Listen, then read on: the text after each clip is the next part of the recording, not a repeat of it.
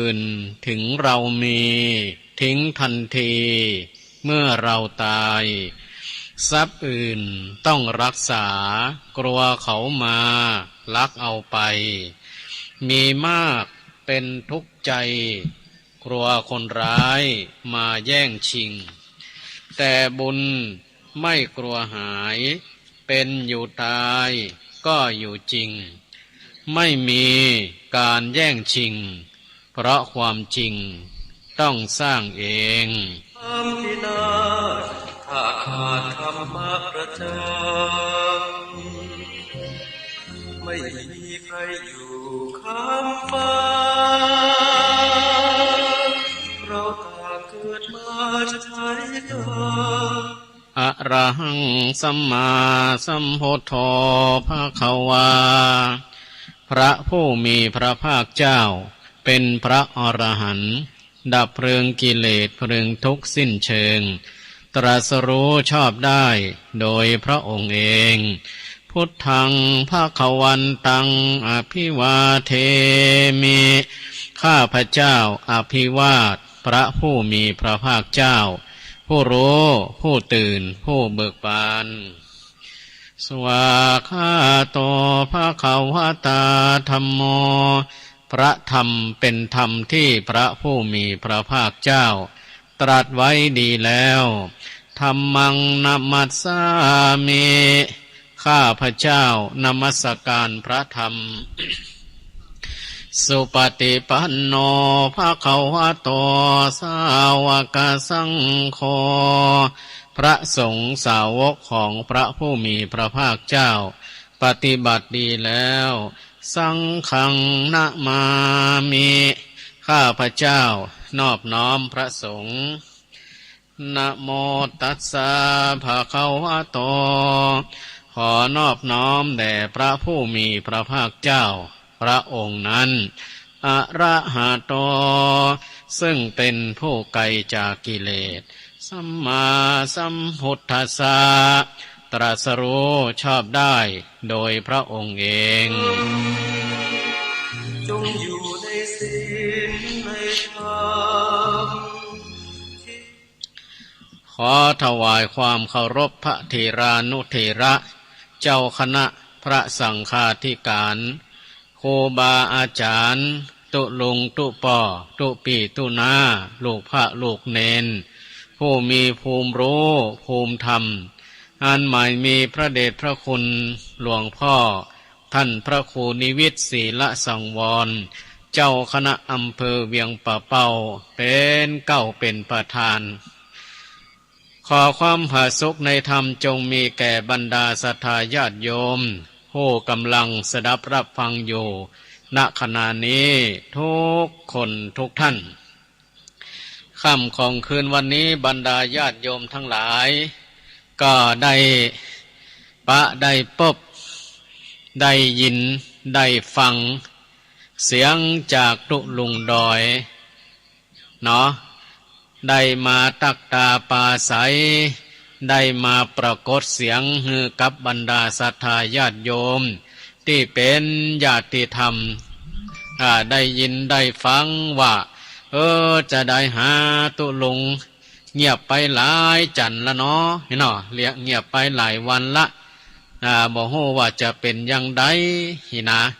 ก็ตะกี้ตุลุงดอยก็ได้มาปะมาพบได้มาแจ้งแล้วเนาะอยู่สุขสบายละตอนนี้เพียงแต่ว่าจะมานั่งเมินก็ยังบัดสะดวกสบายแต่เตื้อเพราะการดำเนินรายการนี่จะใช้เวลา2 ชั่วโมงตุลุงนั่งเมินบ่ได้แต่เตื้อก็ขอมาปะมาพบได้มาโอมาจาเพื่อให้ศรัทธาญาติโยมได้หายเป็นห่วงอย่าก่อนเนาะได้หายเป็นห่วงอย่าก่อนก็บรรดาญาติโยมทั้งหลายก็ได้ยินได้ฟังเสียงตุลุงแล้วชัดเจนแจ๋วดีเย็นนี้ก็อาตมาก็ได้ไปเยี่ยมได้ไปกราบนมัสการเห็นแล้วก็น่าชื่นดีเนาะน่าชื่นดีก็สบายขึ้นมาจัดหนักละ อันนี้ก็ต้องขอบคุณและอนุโมทนากับบรรดาญาติโยมที่เป็นห่วงเนาะว่าเป็นห่วงสุขภาพตุลุงว่าเป็นอย่างใดพ้องนี่นะก็สบายดีแล้วเนาะสบายดีละเพียงแต่ว่านั่งเมินบ่ค่อยสะดวกแต่เตื้อก็คืนนี้อาตมาภาพ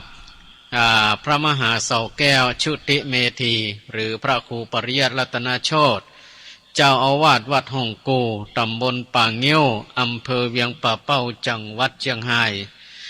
ซึ่งได้มาดำเนินรายการธรรมะเพื่อชีวีแตนตุลุงดอยคือรายการธรรมะคนนอนเด็กอีกจันหนึ่งเนาะอีกจันหนึ่งก็บรรดาญาติโยมทั้งหลายค่ำของคือวันนี้เขาก็ได้มาพบกันทางสถานีวิทยุดอยหมอกเรดิโอ103.50 เมกะเฮิรตซ์โดยทีมงานของคุณโยมดารุณีพร้อมกันนั้นก็มีสถานีวิทยุคนฟ้าเดียวกัน FM 99.75 เมกะเฮิรตซ์โดยคุณโยมธนัทวรัญฉัตรธนพลังกรผู้อำนวยการสถานีที่ตั้งอยู่บ้านดงหลายนาหมู่7ตำบลเวียงอำเภอเวียงป่าเป้าที่ได้ถวายเวลาตั้งแต่เวลา2 ทุ่มจนถึงเวลา4 ทุ่มโดยประมาณพร้อมกันนั้นก็มีตั้งสถานีวิทยุเครือข่ายคลื่นสีขาวที่ได้รับเอาสัญญาณรายการธรรมะนี้ไปนำเสนอให้แก่บรรดาศรัทธาญาติโยมทั้งหลายอีกกว่า20 สถานีด้วยกันก็ต้องขอบคุณและอนุโมทนากับตังผู้อำนวยการทางสถานีและก็ที่ลืมบ่ได้ก็ตังเจ้าหน้าที่ช่างเทคนิคที่ได้ดูแลเกี่ยวกับสถานีห้องส่งทุกสถานีตัวเด้อถ้าบ่มีท่านดูแลเกี่ยวกับเครื่องรับเครื่องส่งเฮาก็คงจะบ่ได้ยินได้ฟังกันก็ต้องขอบคุณและอนุโมทนาและที่ลืมบ่ได้ก็คือผู้ที่อยู่เบื้องหลังเนาะผู้ที่อยู่เบื้องหลังของสถานีอีกหลายสถานีที่เปิ้นให้การดูแลสนับสนุนอยู่เบื้องหลังตัวอันนี้ก็ต้องขอบคุณโดยเฉพาะถ้าเป็นครูบาอาจารย์ก็ขอกราบขอบพระคุณเป็นอย่างยิ่งเนาะที่ท่านได้มีจิตเมตตาได้มาเป็นผู้ให้การสนับสนุนอยู่เบื้องหลังอันนี้ก็ลืมบ่ได้เนาะก็ต้องขอกราบขอบพระคุณครูบาอาจารย์ที่อยู่เบื้องหลังทุกตนทุกองค์ตลอดถึงบรรดาญาติโยมผู้อำนวยการทางสถานีบางครูบางท่านเปิ้นก็อยู่เบื้องหลังนี่ก็ต้องขอบคุณและอนุโมทนาด้วยเนาะเอาละบรรดาญาติโยมทั้งหลายได้มาพบกันกับท่านทั้งหลายในค่ำของคืนวันนี้เป็นช่วงที่2เนาะช่วงแรกเขาก็ได้มาพบกับตุลุงที่ท่านทั้งหลายเป็นห่วงที่ท่านทั้งหลายเป็นห่วงว่าตุลุงเป็นอย่างไรพ่องหาเจ็บเป็นเย็นอุ่นหายดีหรือยังนะก็บ่ได้ยินเสียงเหมือนละเนาะนี่นะบางครูบางท่านก็เป็นห่วงเกิดเติงหาเงียบเนาะบ่ได้ยินตุลุงแก้วธรรมดามาเทศนะบางคนก็ยังเกิดเติงหาอยู่แล้วก็ตุลุงดอยก็เงียบเนาะนี่นะก็ตะกี้ตุลุงดอยมาปรากฏเสียงฮึแล้วเนาะเสียงแจวดีก็เสียงแจวดีรับโทรศัพท์ได้อยู่ตามปกติเพียงแต่ว่านั่งเมินบ่ค่อยสะดวกเตื้อก็จึงได้มอบหมายเวลานี้ให้อาตมาภาพวันนี้จะได้มานำเสนอ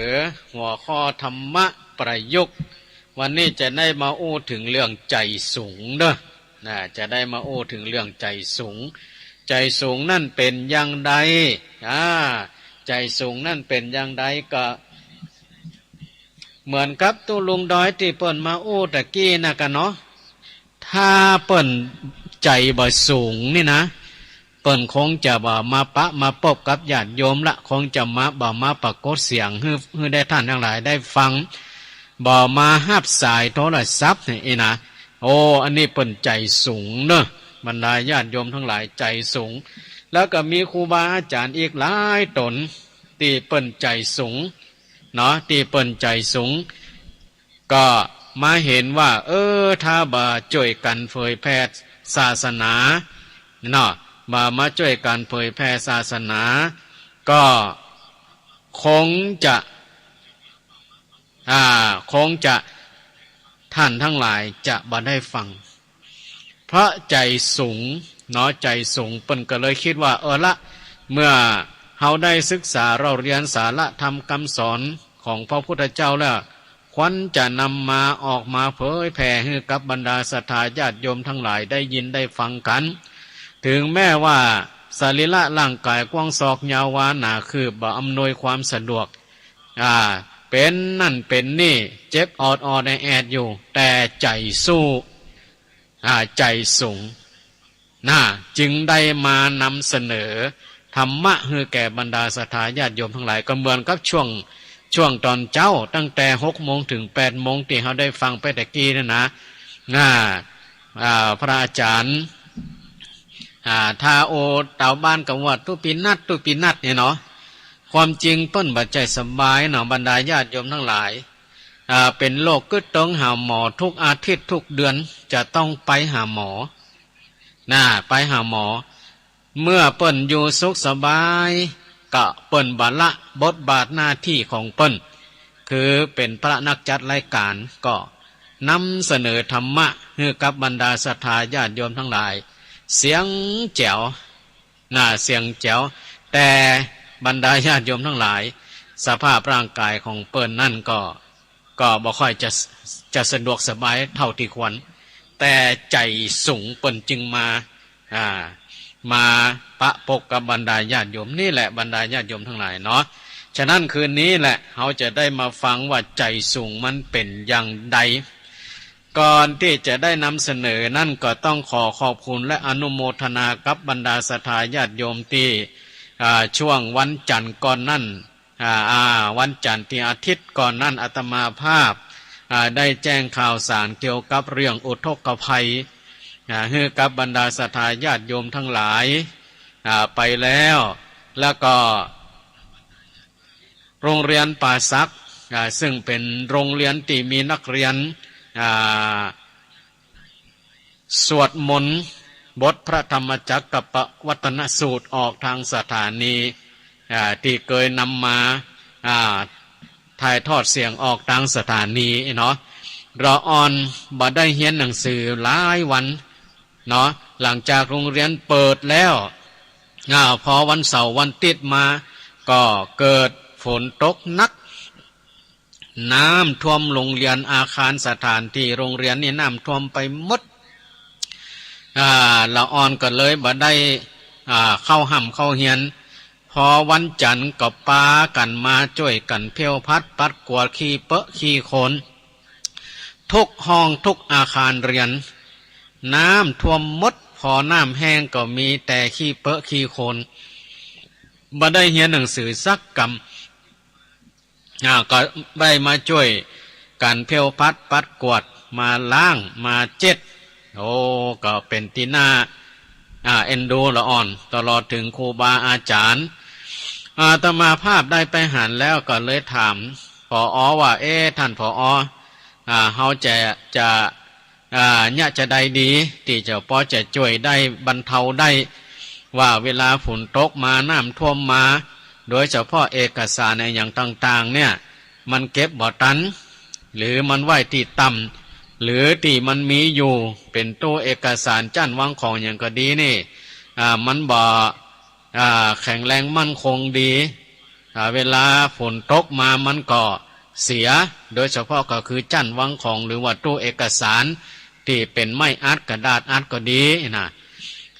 ท่านผอ.เพิ่นก็บอกว่าอยากได้จั่นวางของที่เป็นเล็กแล้วก็สูงเวลาฝนตกมาเฮาบ่จำเป็นที่จะย้ายเอกสารอย่างนั้นออกไปเฮาเก็บไว้จั่นสูงจั่นสูงคือมันปนน้ำจั่นวางของนั่นก็สูงน้อยก็ทุกเจ้าก็เลยไปติดต่อ ถ้าสอบถามราคาแล้วก็ได้มาบอกญาติโยมทั้งหลายก็มีเจ้าภาพตีเปิ้นฮับเป็นเจ้าภาพเนาะก็ตอนนี้ได้ทั้งหมด8ตั๋ว8ตั๋วตัว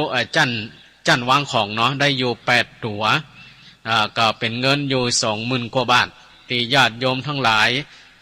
ได้ร่วมบริจาคมาเนาะบริจาคมาบางคงบางท่านก็ฮับเป็นเจ้าภาพเป็นตั๋วบางโคบางท่านก็บริจาคสมทบมารวบรวมแล้วก็ได้ปัจจัยอยู่ 20,000 กว่าบาทถ้าเอาไปซื้อก็จะได้อยู่ประมาณ8ตั๋วประมาณ8ตั๋วเนาะก็ประมาณ 22,000 กว่าบาทอันนี้ก็วันพรุ่งนี้อาตมาภาพพร้อมโดยครูและผอ.ก็จะได้ไปซื้อเนาะไปซื้อแล้วก็จะได้เป็นตัวแทนของทางเจ้าภาพแล้วก็จะเอาได้ไปมอบให้กับโรงเรียนเป็นต่อไปแล้วก็เลยถือโอกาสค่ำของคืนวันนี้เนาะค่ำของคืนวันนี้ถ้าว่าท่านใดมีความประสงค์จะให้เป็นเจ้าภาพวันพรุ่งนี้เนาะวันพรุ่งนี้ก็หลังจากตอนเย็นก็ขอปิดบัญชีเนาะขอปิดบัญชีรับบริจาคเพราะตอนนี้ได้อยู่8ตั๋วตั๋วละ 2,790 บาทถ้าว่ามันได้สัก10ตั๋วก็ดีเนาะก็ดีก็จะรับบริจาคอีก2ตั๋วตั๋วละ 2,790 บาทถ้าว่ามีเจ้าภาพมีเจ้าภาพก็จะได้ไปซื้อแล้วก็มอบไว้ให้กับโรงเรียนถ้าว่าบ่มีไผให้ไผหอมละได้ตึก8ตั๋วก็จะเอาไปมอบให้ถึง8ตั๋วแล้วก็ขอปิดบัญชีวันพรุ่งนี้ประมาณบ่าย 3ของดรับบริจาคเนาะของดรับบริจาคนี่ก็ต้องขอบคุณและอนุโมทนาโดยเฉพาะก็คือที่ได้ใจพื้นที่ขึ้นสีขาวได้แจ้งบุญข่าวสารไปเนาะวันพรุ่งนี้ขอตึกบ่าย 3เด้อก็ขอปิดบัญชีรับบริจาคเอาละตอนนี้บรรดาญาติโยมทั้งหลายก็คงจะคอยรับฟังแล้วเนาะ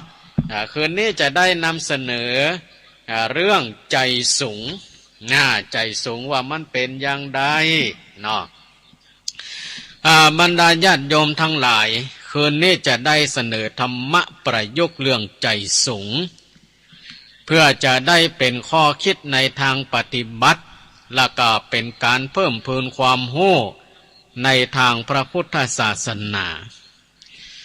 คำว่าสูงนั่นมีความหมายอยู่2อย่างบรรดาญาติโยมทั้งหลายคือสูงโดยการวัดระดับอย่างหนึ่งและก็สูงโดยคุณธรรมความสามารถอีกอย่างหนึ่งสูงโดยการวัดระดับก็อย่างเช่นว่าต้นไม้สูงภูเขาสูงอาคารบ้านเรือนสูงสูงอย่างนี้เป็นเรียกว่าสูงโดยการวัดสูงโดยการวัดคือเขาวัดความสูงตามมาตราที่กำหนดกันขึ้นอย่างเช่นว่าสูงเป็นนิ้วสูงเป็นคืบสูงเป็นศอกสูงเป็นวาสูงเป็นเส้นหรือว่าสูงเป็นเซนสูงเป็นเม็ดอันนี้ตามมาตราสากลที่เรียกว่าสูงโดยการวัดระดับแต่มีสูงอีกอย่างหนึ่งก็ได้แก่สูงโดยคุณธรรมความสามารถเช่นว่ามีตำแหน่งสูงมียศสูงมีเกียรติสูงมีคุณธรรมสูงอันนี้เป็นว่าสูงด้วยคุณธรรมและก็ความสามารถสูงอย่างนี้เป็นเรียกว่าสูงด้วยคุณธรรมความสามารถสูงอย่างนี้นี่จะนำเอาไม้เม็ดไม้วานี่มาวัดบ่ได้เนาะว่าคนนี่มีความสูงด้วยคุณธรรมเต่าใดนี่นะจะสูงหมอกสักคืบสักวาสักศอกนี่กาเป็นเซนเป็นเม็ดกาอันนี้มันบ่สามารถที่จะวัดได้ นะสูงด้วยคุณธรรมและความสามารถนี่บ่สามารถที่จะนำไม้เม็ดไม้วานั่นมาวัดได้สำหรับเรื่องใจสูงนั่นมันเป็นความสูงประเภทหลังนะคือสูงด้วยคุณธรรมความสามารถคือสูงด้วยคุณธรรมใจของผู้ใดมีคุณธรรมมากใจของผู้นั้นก็สูงมากใจของผู้ใดมีคุณธรรมน้อยใจของผู้นั้นก็สูงน้อยใจของผู้ใดบ่มีคุณธรรมใจของผู้นั้นก็ต่ำคนใจสูงบรรดาญาติโยมทั้งหลายเปิ้นว่าคนใจสูงนี่ถ้าคิดอันหยังก็คิดในทางที่สูงจะโอ้อันหยังก็โอ้แต่ในทางที่สูงจะทำอันหยังก็ทำแต่ในทางสูงตรงกันข้ามคนใจต่ำจะทำจะโอ้จะคิดอันหยังก็มักทำมักโอ้มักคิดไปในทางที่ต่ำเสมอถ้าไผยังบ่เคยสังเกตในเรื่องนี้นะจะลองสังเกตดูก็ได้คือดูเพื่อนฝูงดูมิตรดูสหายหรือว่าคนที่เฮาฮู้จักมักคุ้นก็ได้สิ่งที่สังเกตได้ง่ายๆว่าคนนี้ใจสูงหรือใจต่ำก็คือเรื่องการอู้การคุยนะบรรดาญาติโยมทั้งหลายสังเกตได้ง่ายๆว่าคนใดใจสูงคนใดใจต่ำก็คือ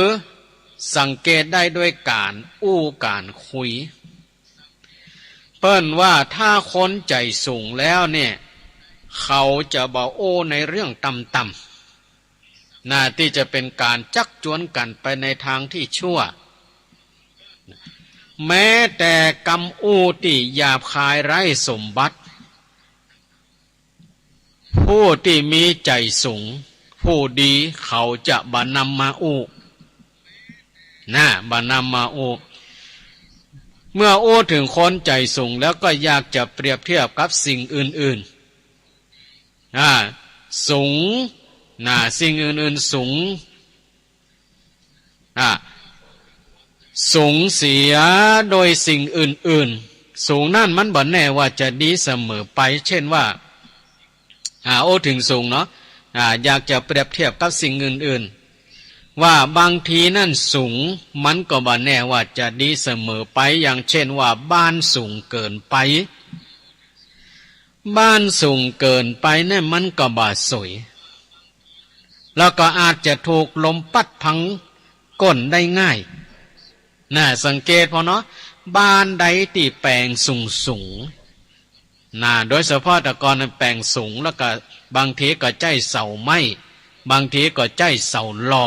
แปลงสูงนี่นะหรือบางทีเป็นตึก10 จั่น20 จั่น30 จั่นถามว่าสูงก็สูงแต่ว่าอยู่นี่มันเป็นอย่างไรพ่องอยู่นั่นเป็นอย่างไรพ่องบ้านสูงนี่นะเนาะบรรดาญาติโยมทั้งหลายเวลามีลมมาเนี่ยโดยเฉพาะลมพายุก็ดีหรือว่าแผ่นดินไหวก็ดีเนี่ย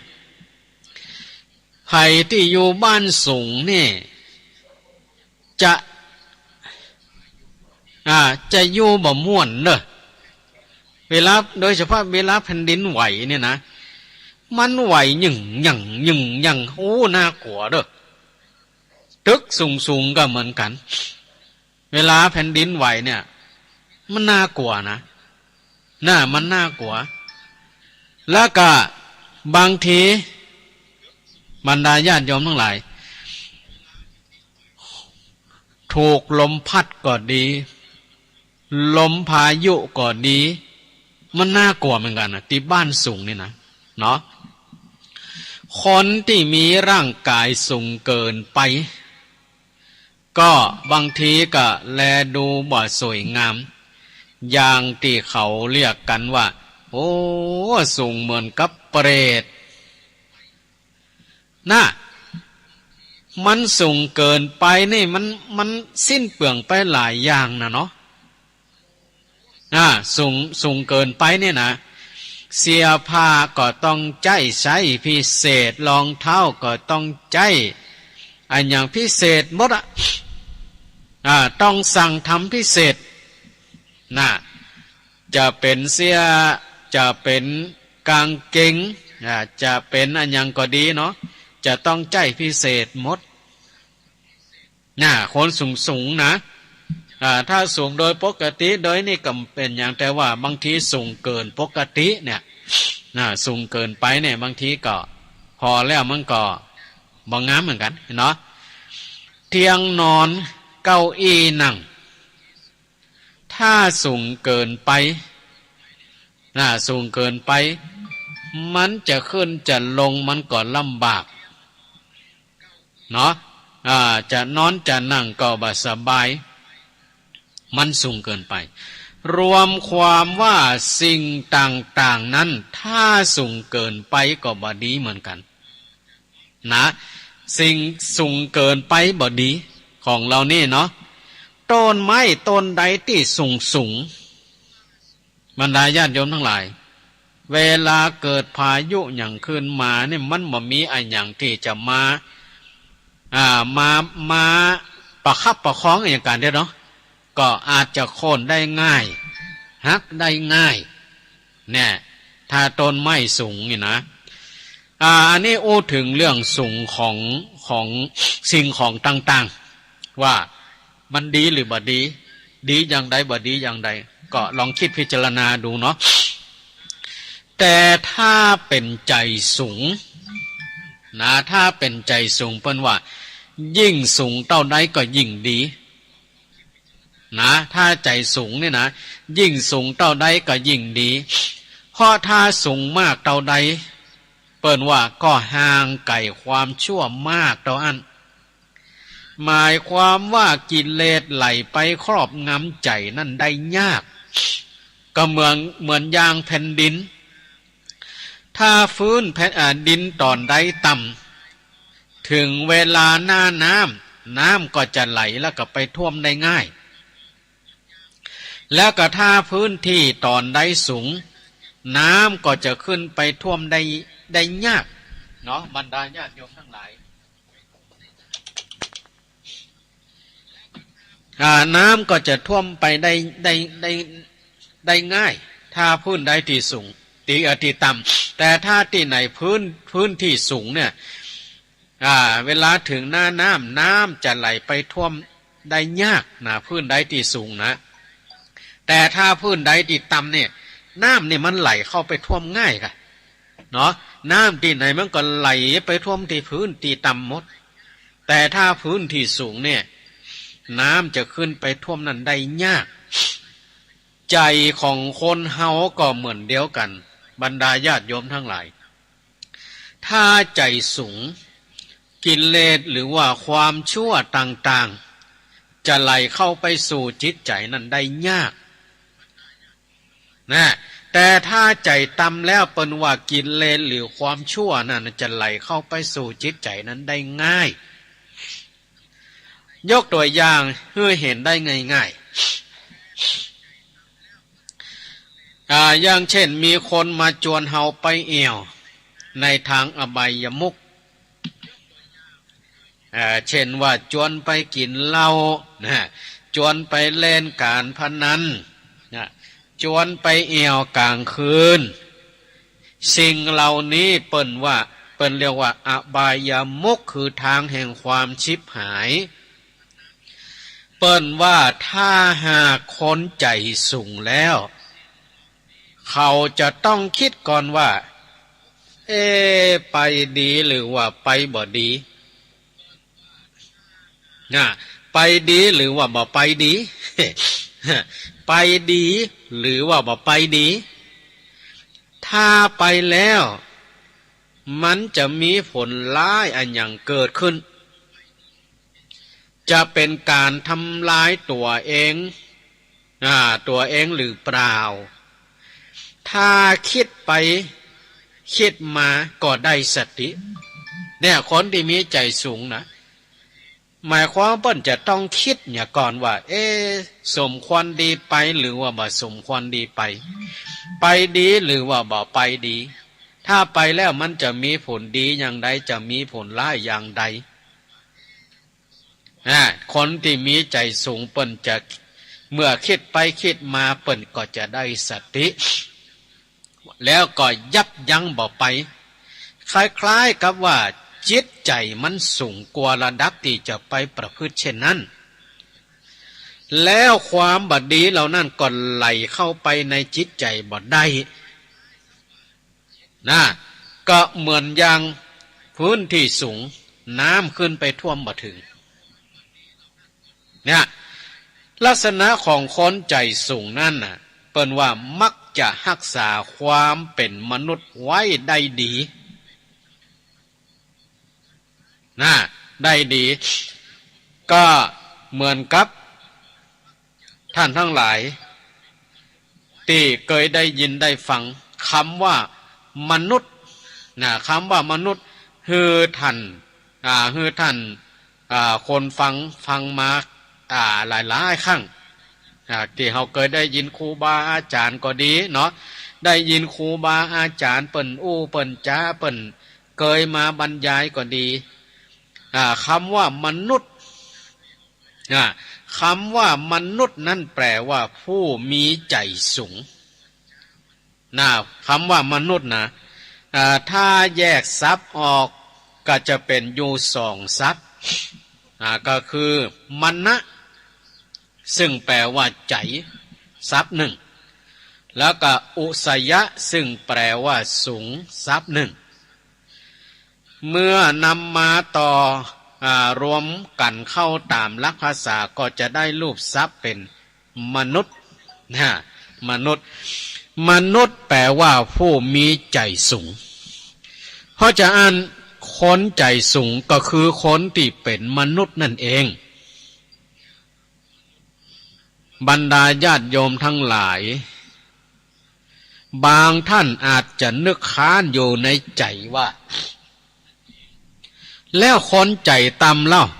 บ่ใจมนุษย์หรืออย่างใดแล้วคนใจต่ำเล่าบ่ใจมนุษย์หรืออย่างใดข้อนี้ก็จะต้องตอบว่าเป็นมนุษย์เหมือนกันเพราะคำว่ามนุษย์ตามความหมายที่เราเข้าใจกันอยู่นั่นหมายถึงคนทุกคนหมายถึงคนทุกคนถ้าเกิดมาเป็นคนแล้วก็เรียกว่าเป็นมนุษย์ทั้งนั้นแต่ไผจะเป็นมนุษย์ประเภทไหนก็ต้องพิจารณากันอีกตอนหนึ่งเนี่ยไผจะเป็นมนุษย์ประเภทไหนก็ต้องพิจารณากันอีกตอนหนึ่งในทางธรรมะได้แบ่งมนุษย์ไว้เป็น4ประเภทบรรดาญาติโยมทั้งหลายนั่นก็คือ1มนุษย์เทโวคือมนุษย์เทวดา2มนุษย์โสก็คือมนุษย์ทั่วไป3มนุษย์เปโตมนุษย์เปรต4มนุษย์ติรัจฉานโนมนุษย์ติรัจฉานบรรดาญาติโยมทั้งหลายลองคิดพิจารณาตามตัวเด้อว่ามนุษย์นั้นแบ่งไว้เป็นอยู่4ประเภท1มนุษย์เทวดา2มนุษย์ทั่วไป3มนุษย์เปรต4มนุษย์สัตว์เดรัจฉานมันเป็นอย่างใดมนุษย์ทั้ง4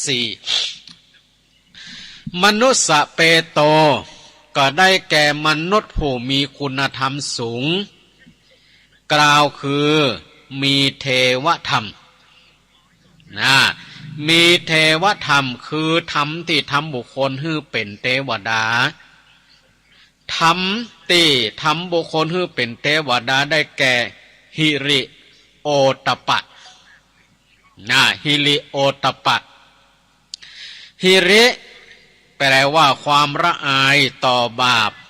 ต่อทุจริตต่างๆโอตตัปปะความเกรงกลัวผลของบาปเมื่อมีหิริโอตตัปปะแล้วก็บ่ทำความชั่วทั้งในตีลับและก็ตีแจ้งหิริโอตตัปปะนี้ในทางธรรมเปิ่นเรียกว่าเทวธรรมคือธรรมติทำบุคคลให้เป็นเทวดาผู้ใดมีคุณธรรม